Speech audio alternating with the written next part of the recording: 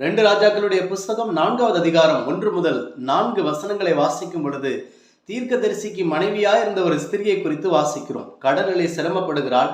தீர்க்கதரிசி எலிசா சொல்லுகிறார், நீ போய் அநேக வெறும் பாத்திரங்களை கேட்டு வாங்கி வா என்று சொல்லும் பொழுது அவள் வெறும் பாத்திரங்களை வாங்கி வருகிறாள். ஆச்சரியப்படுவதற்கு ஒன்றுமில்லை. அவளுடைய கணவன் ஒரு காலத்திலே தீர்க்கதரிசியாய் இருந்தவன்.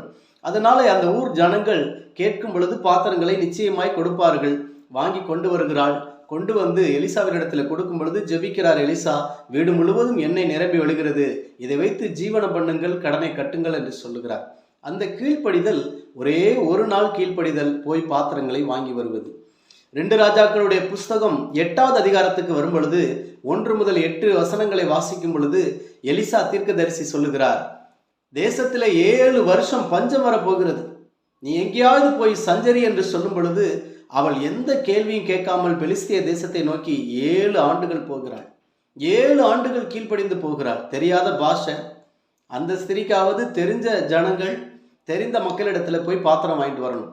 ஆனால் இந்த ஸ்திரியை பொறுத்தளவுல அவள் தெரியாத ஜனம், தெரியாத பாஷை, தெரியாத ஊரு, பெலிஸ்திய தேசத்துக்கு 7 வருஷம் போய் திரும்ப வருகிறாள். எல்லாவற்றையும் இழந்து விடுகிறாள். எல்லாவற்றையும் இழந்து அந்த ஸ்திரீ ராஜாவின் இடத்துல போய் முறையிடுகிறாள்.